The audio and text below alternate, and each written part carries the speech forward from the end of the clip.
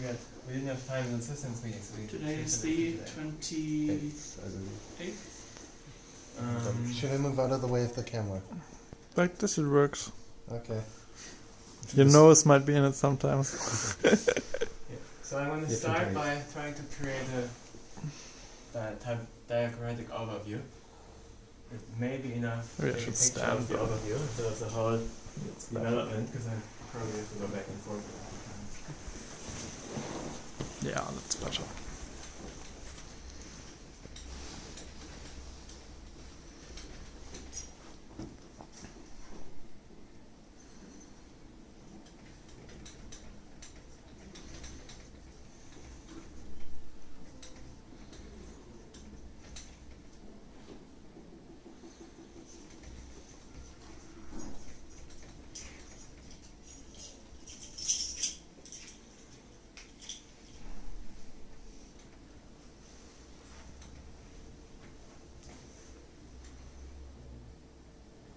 I think you'll have to use yet another thing. This is already empty. Half empty, I suppose. So can you still read it? Yes. I think the important bit is, can the camera still read it? Kind of. We can take a decent picture with details at the end. Okay. Yeah.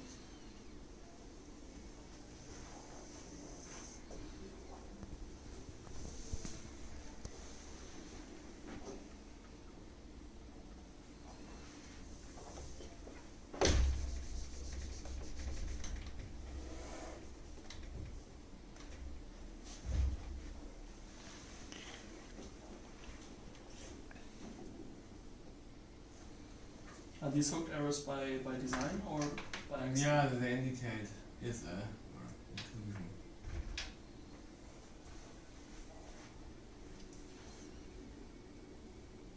All of these are hooked arrows, right? Yeah. So a lot of the MMT algorithms can be understood by understanding this table.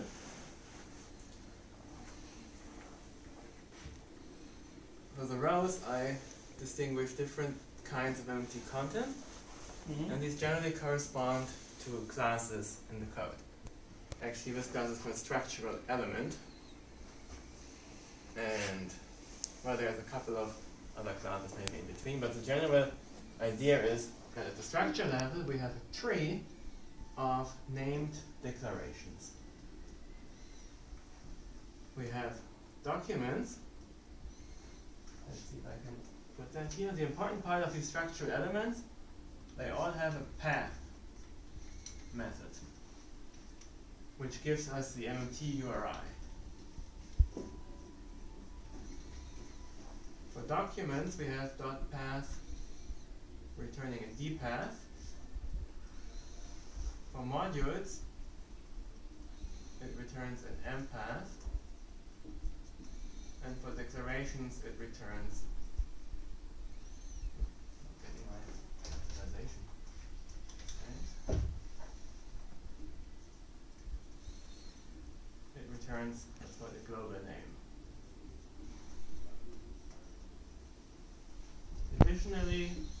to have a name, which is a local name.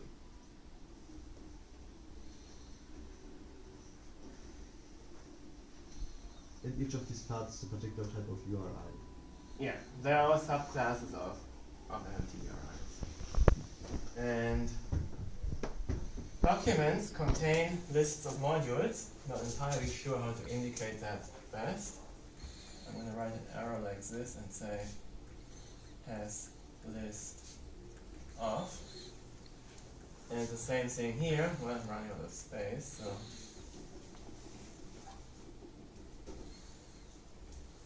A document contains a list of modules. A module contains a list of declarations.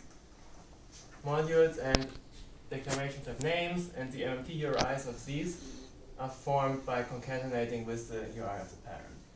So here's why you have two question marks in here for document name question mark, module name question mark, declaration name. Can documents contain other documents? Yes, should have mentioned that. And same for modules, I guess. Yes, modules can contain modules. Let me write this like this, maybe. But modules cannot contain documents, if I see this right?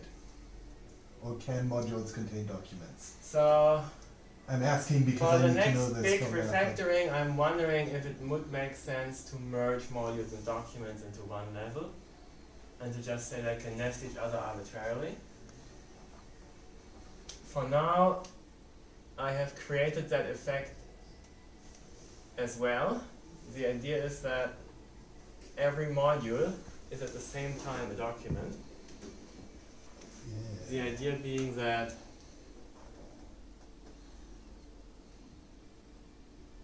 you have this tree of nested documents and modules, and the declarations are the leaves. And That sounds really like something that should be merged. yeah, the problem is you want to be able to ignore the document structuring when you talk about the modules. In particular, the URIs of nested modules are formed by ignoring all the documents. Because the documents are just narrative structure and the modules have the content structure. But that's like a subtlety. So in practice, every module contains two objects. One is a hash table of declarations, mapping names to declarations. And one is a document, which contains the narrative tree structure inside the document, and the leaves are referenced to the declarations. So the declarations are stored in two forms. One as a hash table indexed by names for efficient lookup, and one as a tree giving you some narrative structure given by documents that use for sectioning inside the module. But that's kind of an advanced question. Okay, yeah. So, somewhat simpler, you can say we have a nesting of documents representing. So I see repository groups, repositories, folders, subfolders, and files all as documents. And inside the files we can have chapters, sections, subsection, whatever. Those are all documents as well. So all the narrative structure is not semantically relevant. It's always documents. And then when you have semantically relevant encapsulated units, those are the modules. And they can be nested as well because you can have like classes inside classes and so on.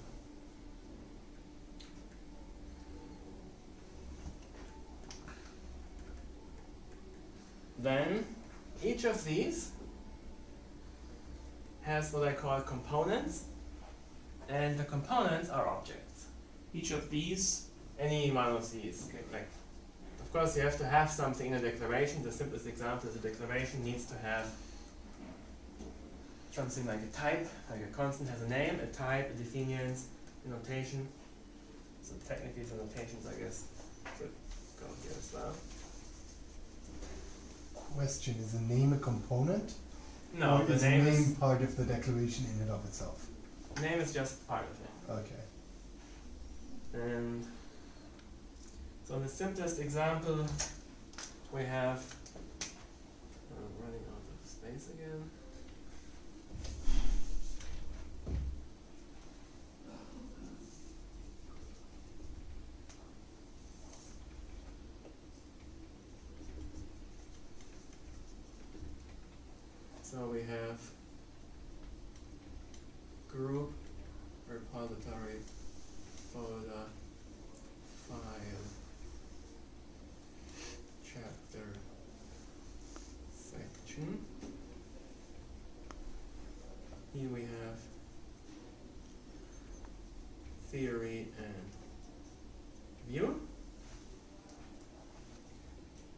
And here we have, most importantly, constant.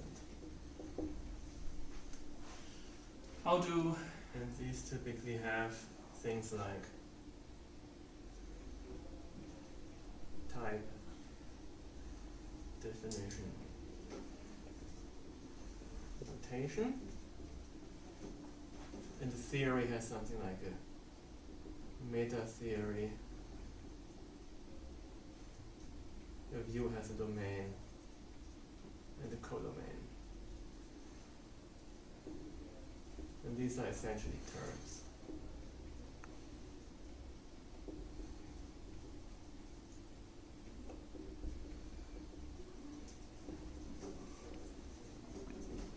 Notation has type.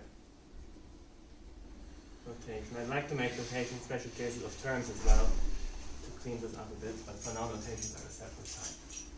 Okay, how do theories and views relate to modules? Is every module a theory or a view? Yeah, these are the, if you think in terms of class diagrams, it goes like this. Okay. These don't have classes, they're all just documents. But these are subclasses. I think for the document pseudo classes, we should have some metadata annotating that. That would be really Oh yeah, useful all for of this myself. stuff has metadata. Oh, yeah. So we can put this here actually. Actually it goes here, because terms have metadata too. And the type of that is just metadata. And special cases are tag, link, and metadata. But I think for documents, MATLAB would benefit from knowing if it's a group, repo, folder, file, chapter, etc. Right, that would something you can tag. It's something we have to make sure gets built though. Gets put in when you're building the document. Yes. So a tag is just an MMT URI. A link is a pair of MMT URIs, the key and the value, so you're linking two objects to each other. That's the linked open data RDF style linking of two things. So this is unary, this is binary. And metadatum is similar to a link, but you have a key and some value, not just a key and some other URI. So in particular links that you build a graph, whereas metadatum are kind of endpoints, you can't graph on from there. So this would be something like author, description, title. This could be things like see also. And this is something like, yeah, repository or under development, experimental.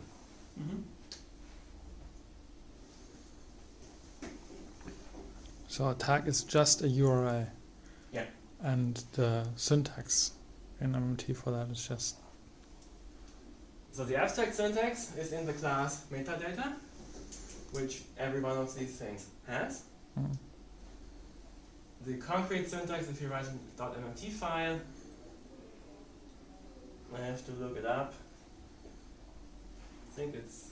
Is it something like add underscore? I think that's for the predefined ones, like add underscore title, add underscore author.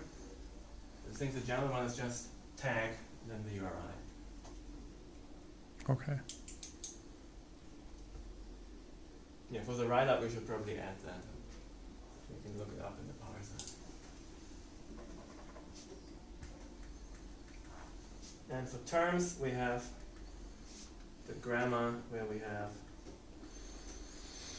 OMS, OMA. This is the simplified. This is not, so yesterday I presented some new ideas. This is not, these are not part of this yet. So I'm using the simpler description for now.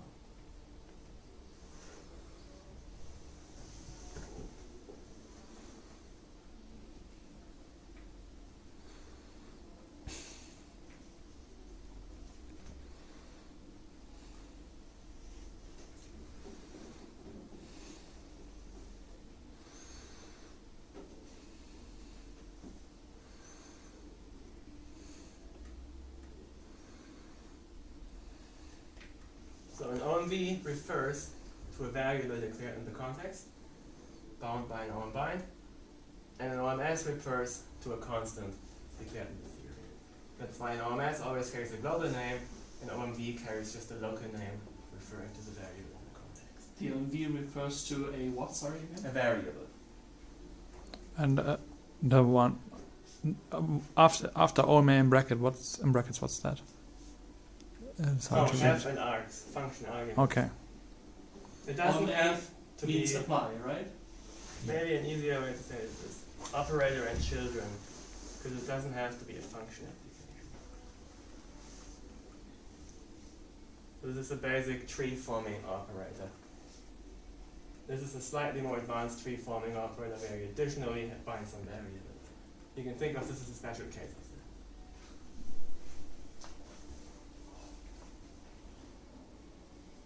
All of these are the subclasses of term.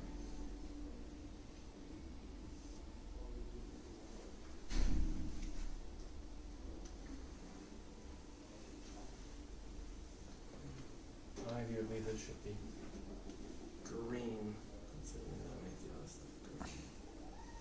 Which one's green, for instance? Is the meaning of the acronyms instructive? Which acronym? OMS, OMA, Oh, those are OMBind, actual OMB. class names.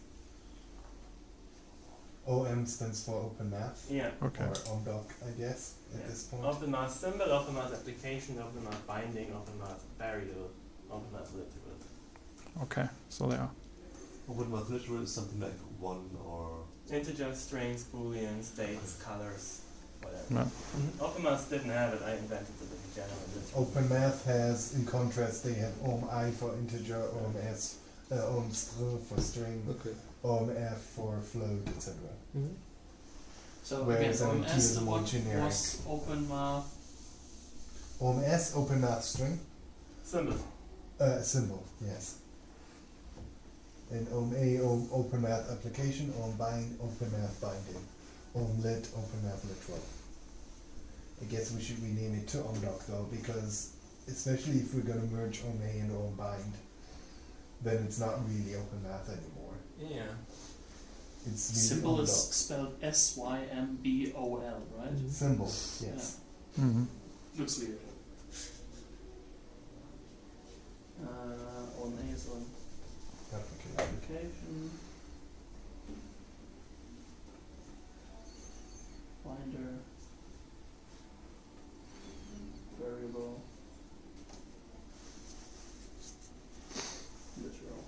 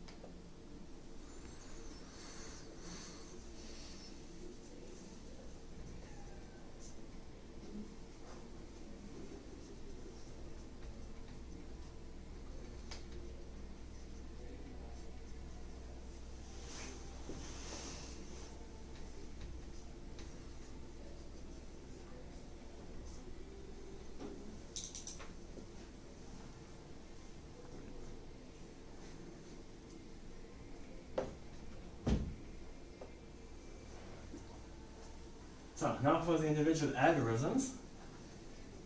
They're all separated into a structure level and an object level part. Maybe it's easiest to understand if we start with the generic version. If you want to describe algorithm X, there will be an abstract class X. No, there will be an abstract class structure X, like structure parser, structure checker, structure simplifier.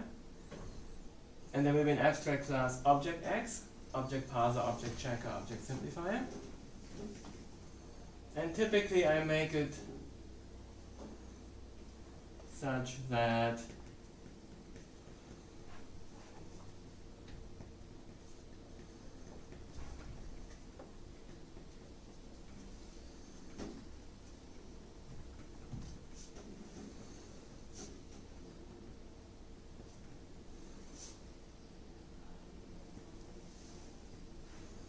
I add a class X like parser, which will extend the structure parser and it will have an object parser.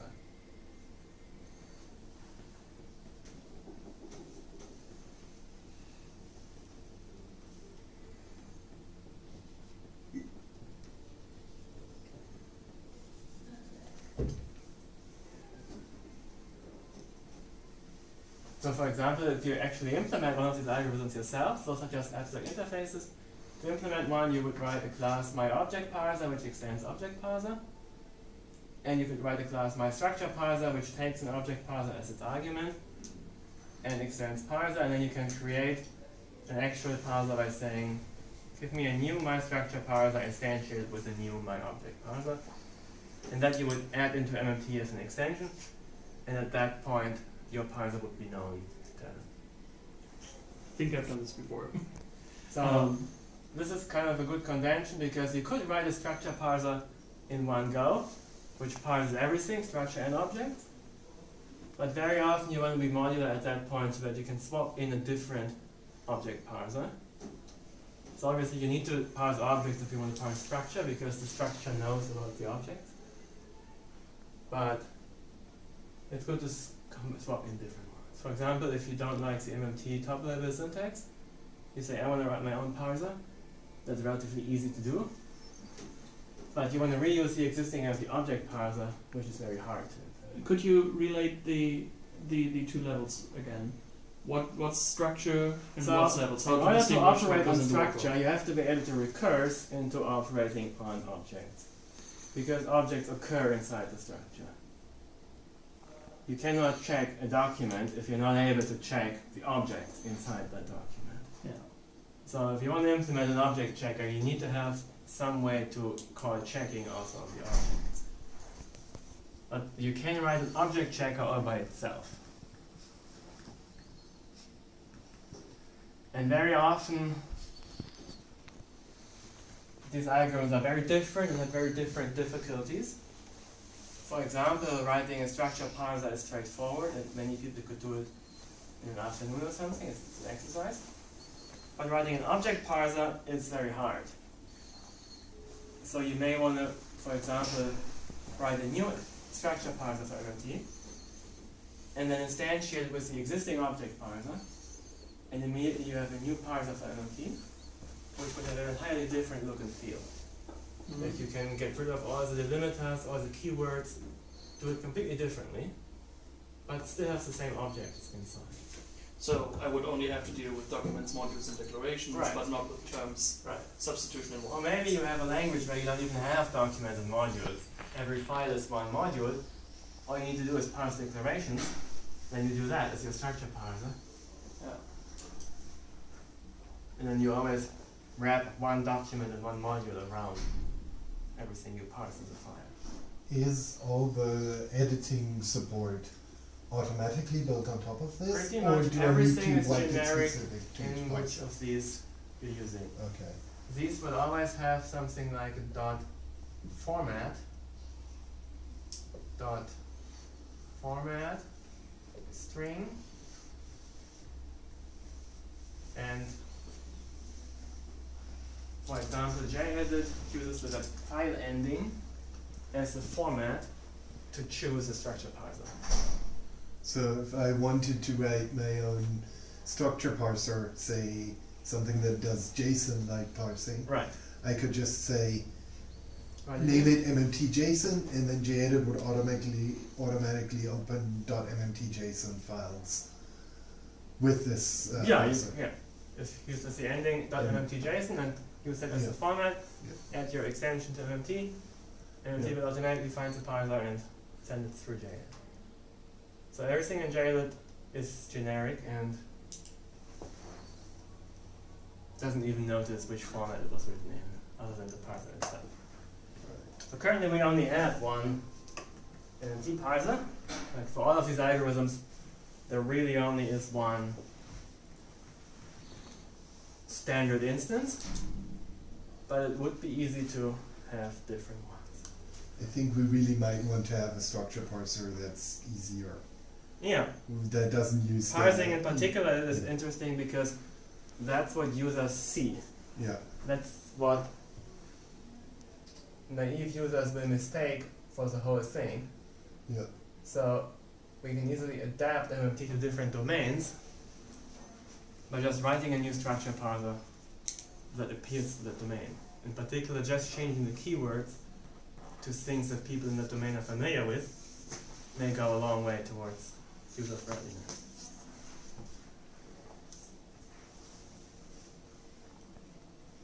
So I'm going to put the names of the standard instances in MMT here. The structure parser is called the keyword based parser. The checker is the MMT structure checker, didn't have a better name for it. The structure checker is kind of the actual definition of the MMT language, where some actual semantic checking happens. The simplifier is the rule based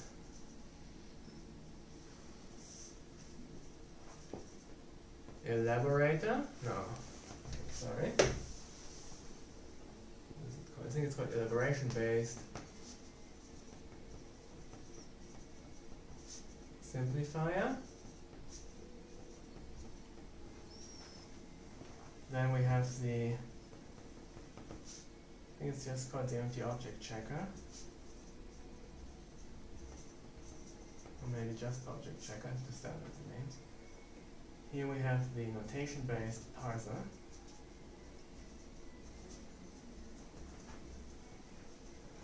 And the rule based simplifier.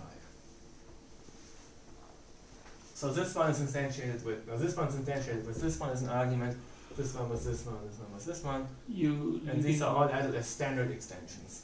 You're leaving out presentation, is that deliberate? Yes, because for presentation there are multiple. So first of all we have the HTML presenter, which is instantiated with the MathML presenter for objects, rendering objects as MathML and structure as HTML. But we also have the notation-based presenter,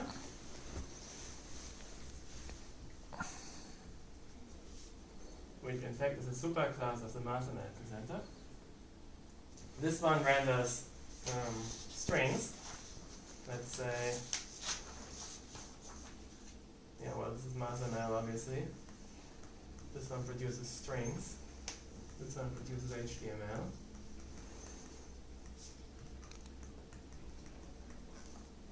And this is partnered with the MMT structure presenter probably.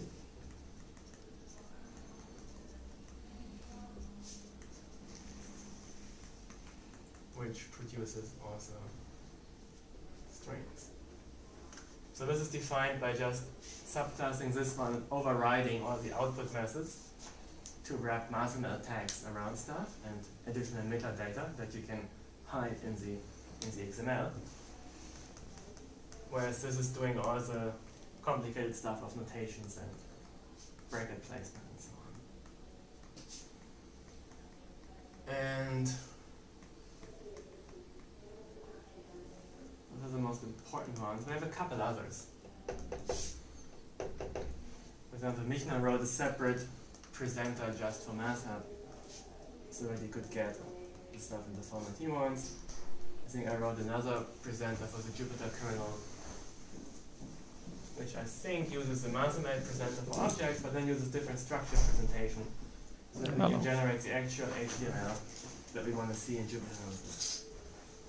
And I think I wrote the notebook presenter as well, where I'm rendering MMT structure using JSON, so that we can specifically Jupyter Notebooks. Mm-hmm. So presenter. So intuitively, you can think of this as a double cone with lots of ways to get in. Not sure how to write this. So we have lots of parsers. Then we have the MMT checker as the bottleneck in the middle. And then we have lots of presenters.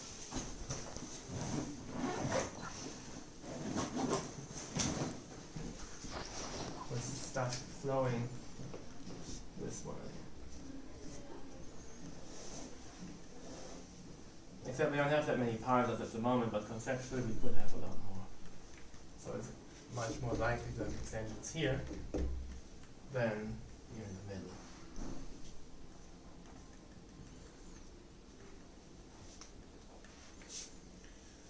I think we need an OpenMath parser. In something that takes an OpenMath object, parses it. Adds Oh an yeah, MMT there are object. two special or are there? Well, I certainly have an omdoc presenter here. Yep.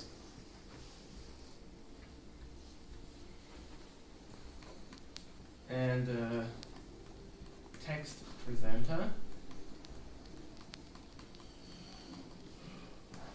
And accordingly,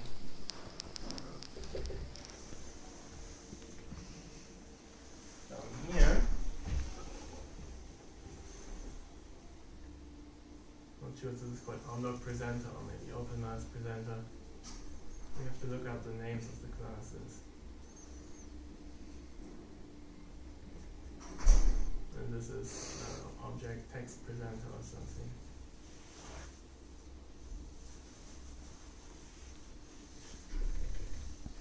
So this renders everything as a string, but without any fancy stuff.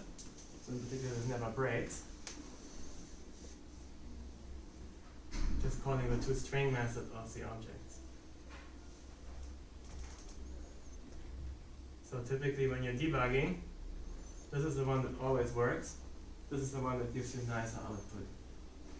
Because it's just arguments are suppressed, annotations are used. So this prints terms that you can actually read during debugging, whereas this prints terms that when printing never fails. Mm-hmm. And this one, So you have to choose between whether you want to read the thing or you want it to actually go through. Very useful. And this is, let's call it XML. It's basically a subset of omdoc.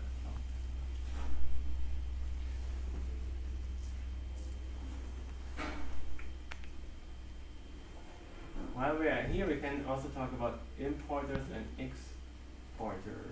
Importers are ran out of space. Keep in mind we have maybe 45 minutes before I have to leave. Yeah. Let's put. Where could they go? Maybe there somewhere? I don't know. Here.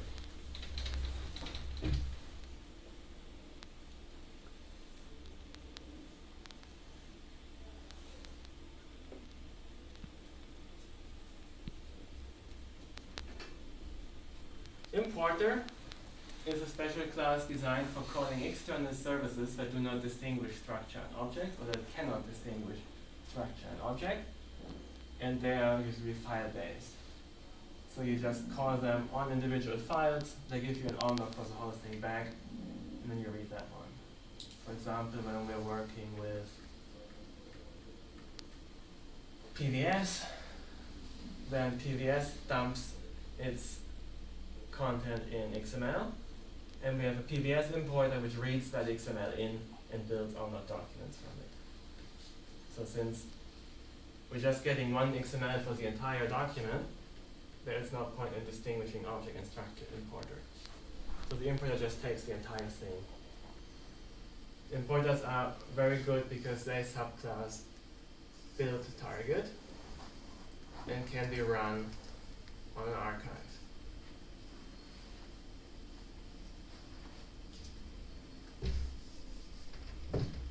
And we have the dual here,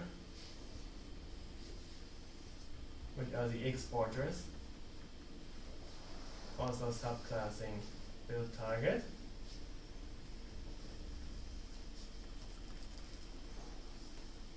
And then we actually have a couple of examples here. So I already mentioned PBS, we have whole light, MISA, and so on. All of these are typically realized as importers because they operate based on the files in the library of the external system. And for exporters, we also have a bunch. For example, there is the SVG exporter, there's a LaTeX exporter,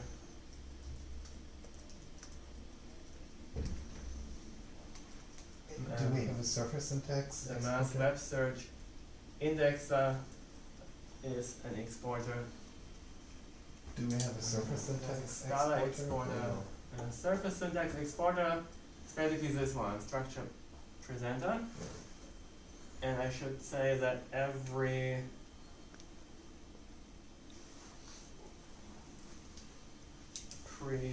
presenter subclasses exporter.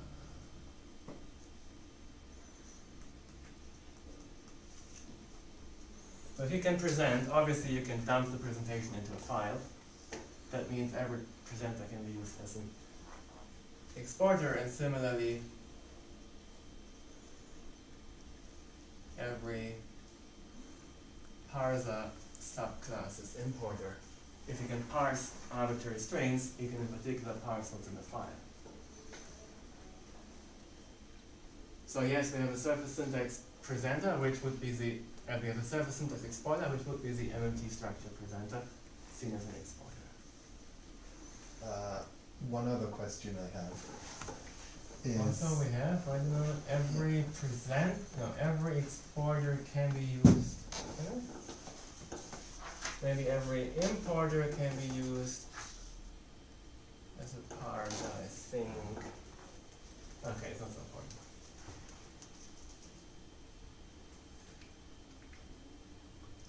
So what was your question? Right. This has nothing to do with presenters and parsers directly, but it's more towards the actual structure level. Where do opaque elements fit into it? Oh, So- opaque elements is something I dropped from the description here. Okay. So actually there's a class narrative element, of Okay. which document is a subclass, and opaque element is another subclass. Okay. So you can think of opaque elements as alternative leaves in the tree, which have no semantic meaning, so they occur somewhere in the document to throw in some text in the document. Temporary text as in comments Yeah. or Or you can explanations think of or them as whatever. paragraphs, being the lowest level of the document structure. Right. So this is the comments of the module to the meta. Sorry? The comments of the module to the meta? Das hat jetzt ein Dauergespräch. Yeah. Yeah. Furchtbar. I Don't forget can't. me, I need you, no? I know, I knocked on the door earlier, you weren't there. Yes, sometimes I have to do something else. Okay, no? I'll knock once it's done. So this is file based. And so is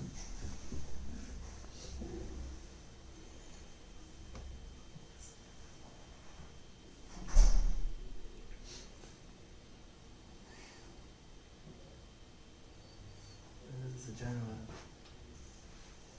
picture, it's not part of the paper. I think this gives you a pretty good overview of where stuff is. They also correspond to the Scala packages. So this is, I think, called the dot parsing package. This is dot checking. Dot UOM for traditional reasons should be called simplification. Dot presentation. We have dot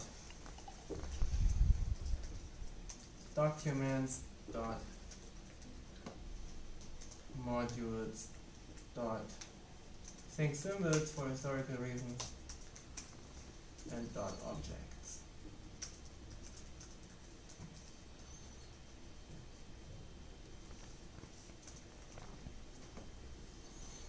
So most of the packages in the MT API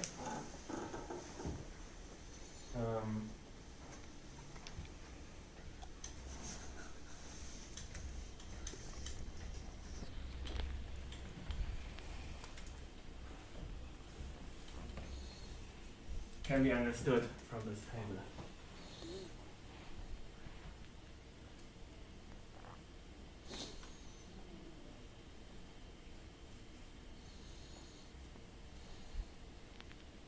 Okay, any questions at this general level?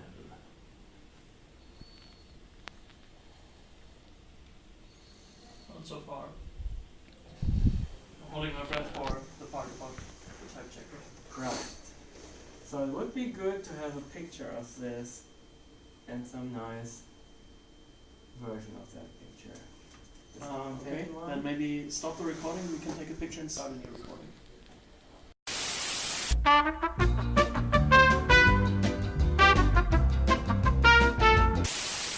Is annotated with the source ref, which points to the physical document, line and column in that document where that object was. And this is attached to every content element, meaning every subterm and every declaration. That's why when you're in the IDE like J and IntelliJ, there is the content data structure in the background, which is linked to the string in the open file on a character by character basis. So when you click somewhere, MMT knows exactly where in this tree you clicked, and it can then use that information to give extra services. Like you click inside a term, it knows what type that subterm has or should have, and can show you the expected type or the inferred type, or it can show you the error messages that were emitted at that point. Speaking of types. Yeah. Okay. So what happens when you process a file in one of these IDEs? Many of these algorithms for different languages come split into phases. And you think about compiler construction, you usually have different phases in there. Lexing, parsing, checking, simplification, those are typical phase names. MMT uses a three-phase architecture, where the first phase does all the lexing and all the parsing. There is no distinction between the two in a meaningful way. The third phase is doing the checking, and basically as a synonym, you can think of inference and reconstruction. So type inference emphasizes that you infer the type of an object, but that is deeply related and intertwined with checking the type, whether an object has a type. So those are often used synonymously, type checking, type inference. And type reconstruction emphasizes that you have unknown metavariables that you have to solve. So it subsumes type checking, type inference. And the second one? Which one? You said the first, the third, and the second one? Second one. Phase?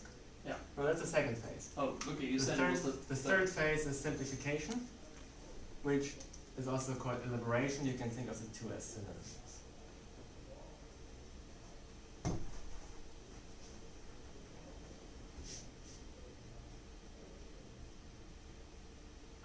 First of all, it's important to understand that these algorithms are called declaration-wise.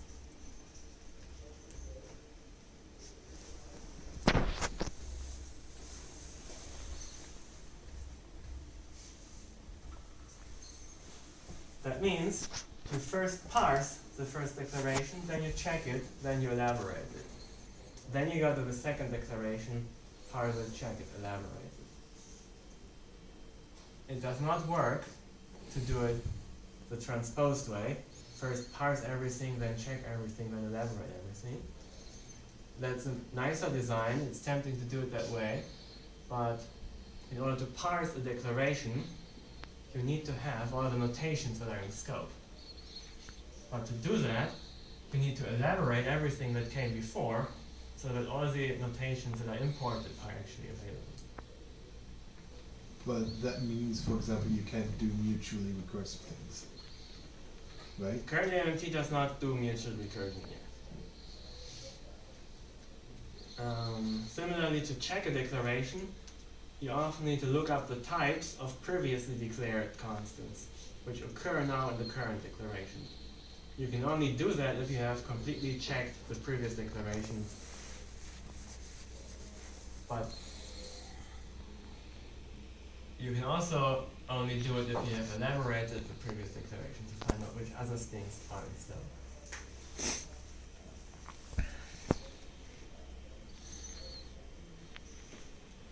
So, intuitively, this picture does not work. It has to be this picture. Meaning, parse, check, simplify, then go to the second declaration.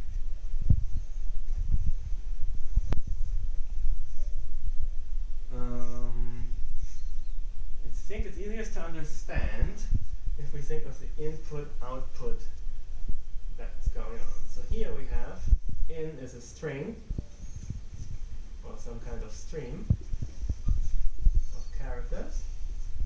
Doesn't have to be a string from a file, just whatever.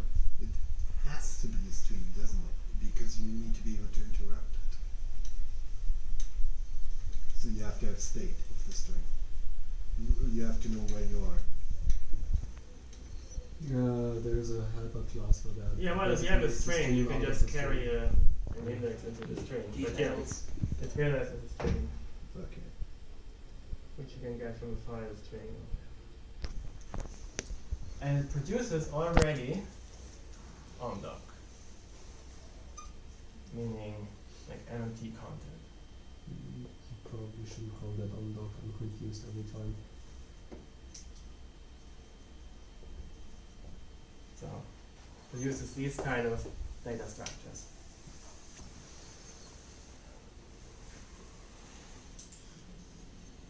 Should have put these in different places. We start with a string.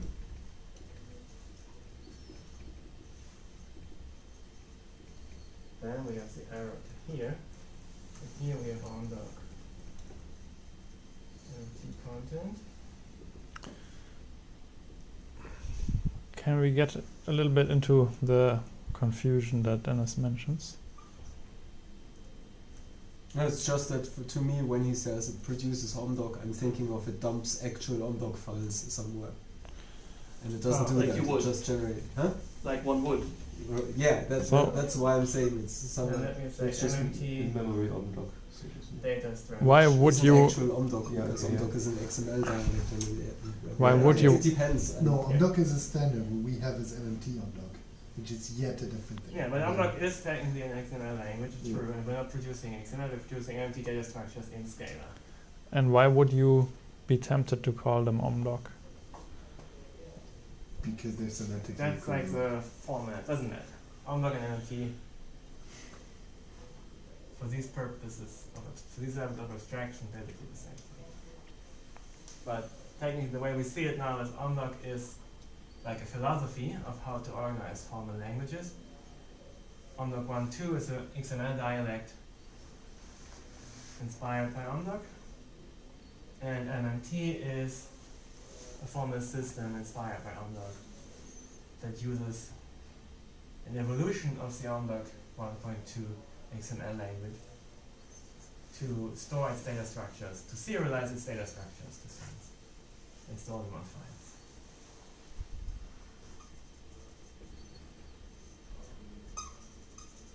The other two phases just go MMT data structures to MMT data structures. So they just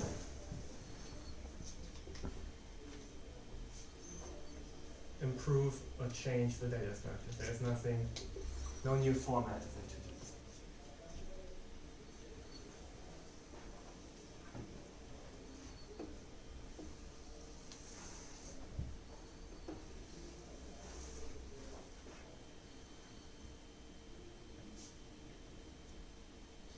So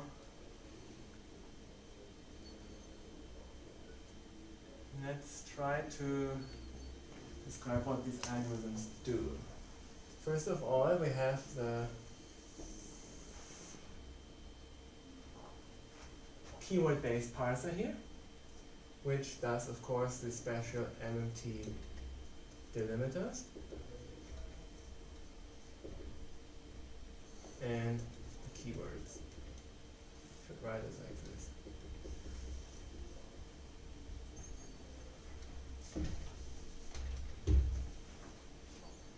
Everything in a document starts with a keyword and ends with a delimiter.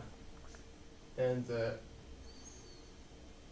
keyword-based parser operates on these units. So the keyword tells it what to do next, then it takes everything to the next delimiter, and then it processes that chunk. These can be nested. We have this 4 different kinds of delimiters using, well, we don't have one at the object level, right? This would theoretically be the width 4 delimiter. Oh, no space for declaration. And so we use the Unicode vertical bars of different width as the delimiters, and there are different ones for the document, module, declaration, and objects. This is because often you have nesting and then you need different kinds of delimiters. If you, for example, you have a constant declaration, then the entire declaration ends with this delimiter. But inside the declaration you have different objects for the type, the definition, and so on, and these end with the respective object delimiter. Do we actually write the document delimiter? No, this one we don't have, because inside a file, usually we just have one document. There's no. So you could consider the end of file symbol as the document delimiter. Yes, Even though it's actually not- that's how I treat it as well. Yes, end of file is like one particular document delimiter. And theoretically, you could have explicit document structure inside the files, but we've never done that, and we never actually bothered defining a delimiter. That's why in the JL UI you only have buttons for these 3. Let's see. Object, module delimiter, declaration delimiter, object delimiter.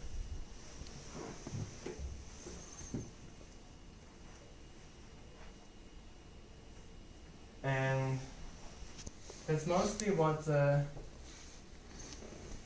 parser does. If it finds the keyword theory, it goes to, well, parse in theory. Inside the parse in theory method, it looks for a keyword introducing declaration, like constant. Then it goes to the end of that declaration, then it knows what the constant is.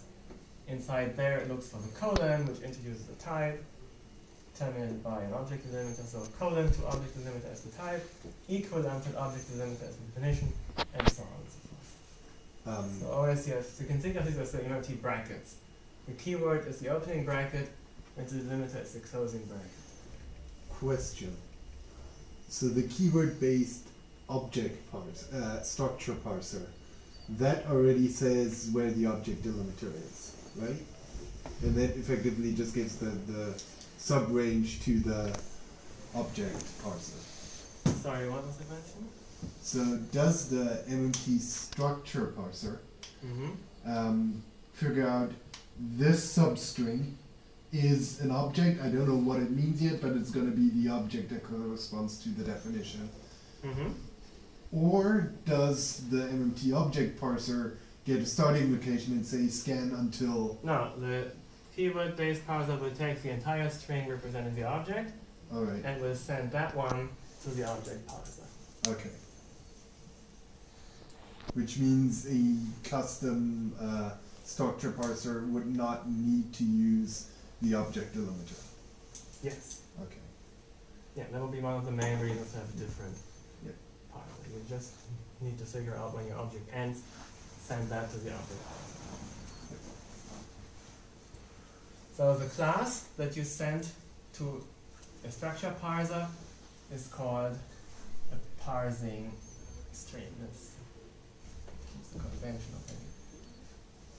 Class.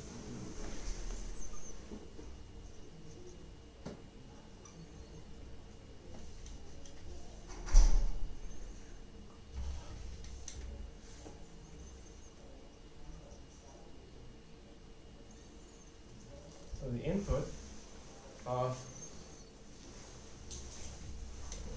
here. The input of parsing for the structure level is a parsing stream. Parsing stream in particular has a stream that should be parsed, and it has a couple of other metadata, in particular the URI of the stream, like where it came from, that is used to generate the source references later on. It usually has like an initial namespace map so that you have predefined namespace abbreviations. It also typically has the MMT URI of the document that is expected to be found inside the stream. Because most of the time you parse an entire file and you already have the document URI of that file, so that's part of the stream already. So then in particular there's always produced at the top level one document which one has the URI given by the stream. To send object parse tasks to the object parser, the class is called parsing unit. The parsing unit has in particular the string that represents the object. It has typically a URI of the object, if any. It may have, so the main purpose of these classes is to have one type once and for all that encapsulates anything that makes sense to pass as input to a parser. And if I ever need to extend things, I can just add a field to this class without having to refactor all the code. So this has in particular the stream and the URI, and this has in particular the term, which must be a string, and typically it also has this in particular must have a namespace map so that you can, and a context of course, so that you know in which context you should parse your object. That's very important. You can't have an object pulled out of its context. Every object lives inside a context. So if you need to interpret, parse, whatever, an object, you need to give it the context. The theory names are passed by the structure parser or by Yes. the... Typically, after the keyword, it will look for a name, and then it will look for other keywords indicating further components. Mm-hmm.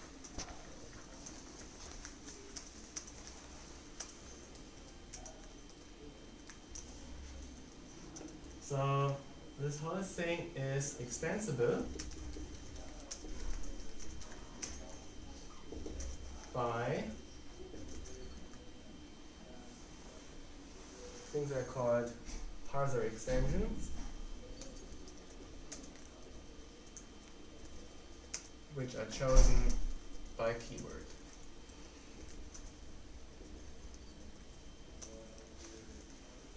So all of this is specific to the MMT standard parser, and that one is designed in such a way that it's self-extensible.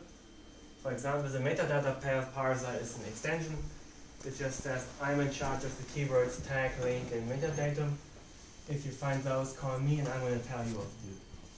I think there's also the opaque element parsers, which parse comments and so on. They're also just extensions of the parser. So you can always write your own extension, just pick a fresh keyword and say, I'm in charge of that keyword, register it with MMT, and then the parser will automatically call your extension if it finds a keyword that it doesn't understand. It also does that for structural features.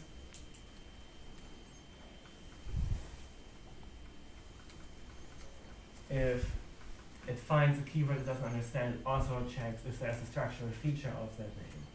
What are structural features? Maybe we defer that for now. Okay.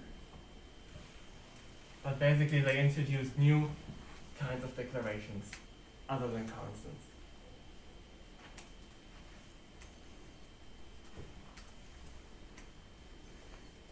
So for example, structures, inductive types, recursive functions, record types. Well, these are declarations that MMT doesn't have out of the box, but you can add them to the structure. So you can think of them as new keywords that correspond to new data structures, whereas these are just new keywords that can do whatever you want.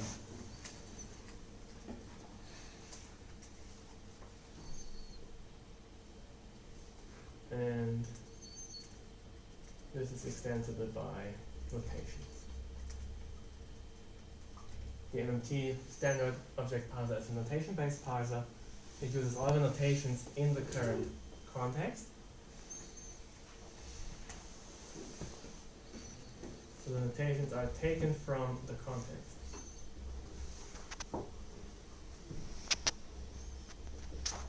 That's why elaboration is important, which will produce all the declarations, which maybe have notations that can be used for parsing. If you declare new constants, new notations, then automatically your parser is extended accordingly. That's why the MMT parser is not using a parser framework, but is instead completely handwritten, so that it can take notations into account.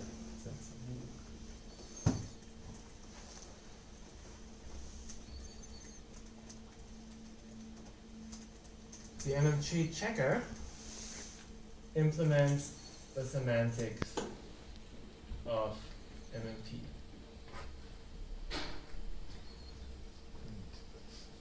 It does things like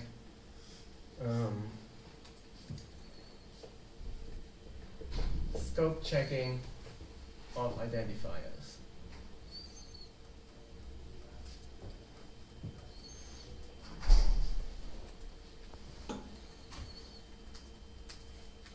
Or say totality of views.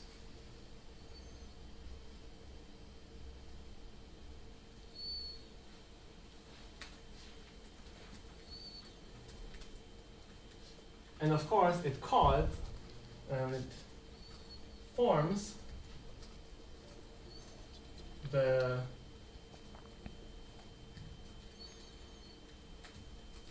type checking obligations.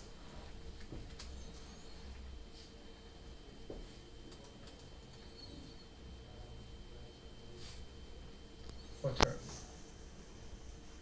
So if it finds a constant, it looks at the type, it forms the type checking obligation that this term has to be inhabitable. If it finds a definiance, it forms the type checking obligation that that definiance has to have the type of the constant. Inside a view, if you find an assignment, it forms the type checking obligation that it must have the type that corresponds to the type in the domain of the view. So they're formed here and then they are passed to the MMT object checker, which will then derive these obligations.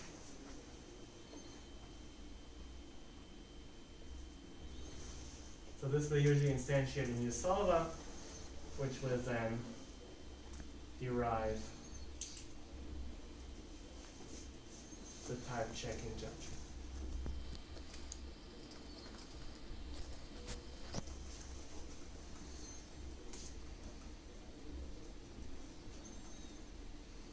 is passed on in a checking unit, which in particular has the judgment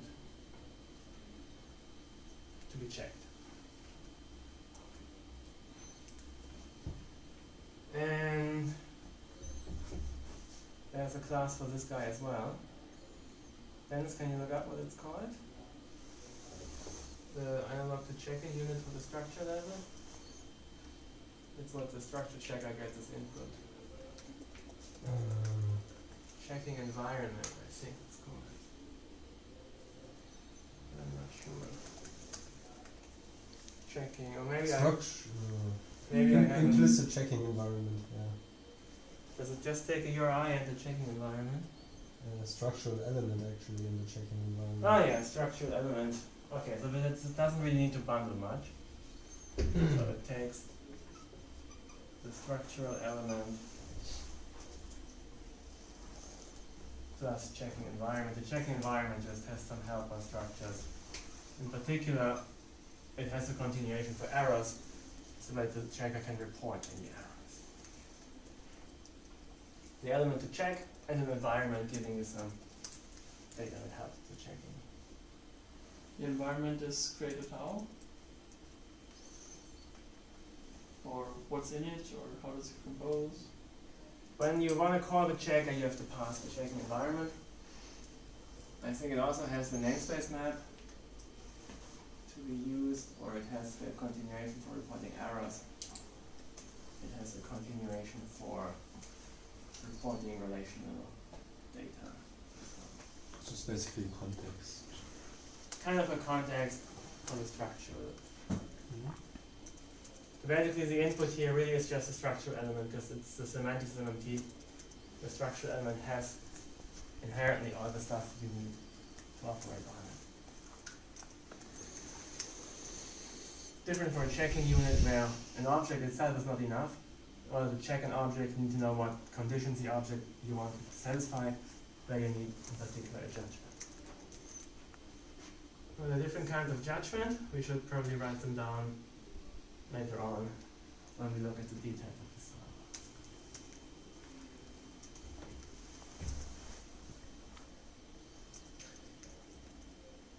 solver. Most importantly, for the solver, let's see, I write this here. Objects contain unknowns. The parser will generate unknowns for all parts of an object that are simply not present in the concrete syntax. After checking, the unknowns have been solved, meaning we have found the terms that should substitute for the unknowns. At the object level, that's the main thing that the checker is doing. So at the structure level, the checker basically returns an error or not. At the object level, in addition to returning errors, it will also return the solutions to the unknowns. We will have to look at an example when we do the judgments in the solver. But you can think of an omitted type will create an unknown during parsing, which has to be solved during checking.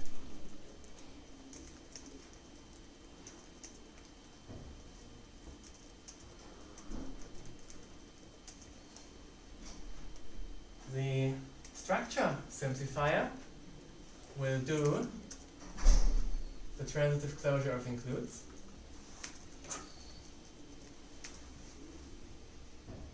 Let me write it differently. It adds declarations to modules. That's the main thing it does.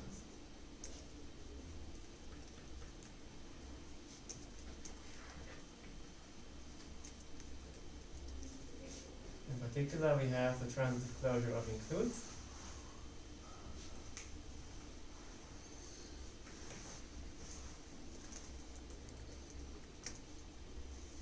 Flattening of structures.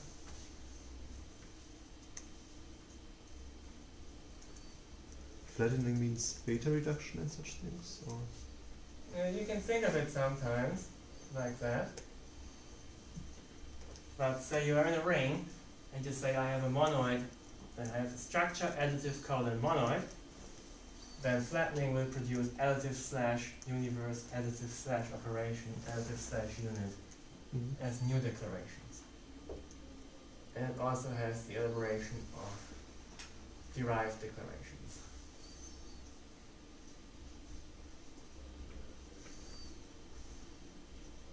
Derived declarations are the instances of the structural feature.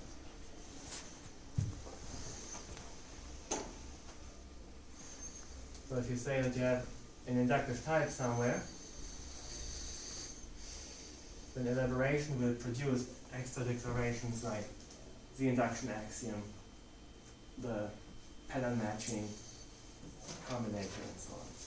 So the additional declarations that are produced or induced by the semantics of the structural feature inductive type. That's why every structural feature comes with a check and elaborate method. The checker will call the check method, and then afterwards the elaborate will call the elaborate method of the feature. And all the generated declarations just appended to the theory. This is a very typical design. Many proof assistants work in that way. You have high-level derived declarations, and when they're processed, they induce more low-level declarations, which you can think of as the semantics of the high-level declaration. is the order still meaningful after elaboration? Yes, everything is added right after the declaration that induces it. Okay, the following. I have to leave now. I have to hold a tutorial.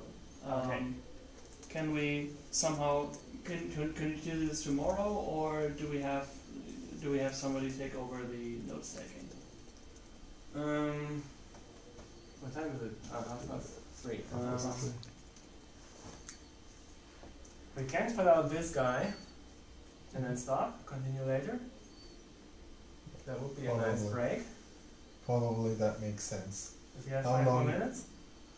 No, I have exactly -1 minute now. Okay, but I can't be that fast. Yeah. I would still think for the rest of us, somebody takes over now, taking Yeah, notes someone for take that, over and now, then we taking- continue tomorrow. I can Finish this out. try to take notes. Not sure if I'm Good. good. Or tomorrow you just briefly recap the last 5 minutes and Yeah. read. And then, Yeah. yeah. Okay. If you need a recording of We can this, do it tomorrow, right? yeah. Yeah. We'll continue tomorrow. Enjoy.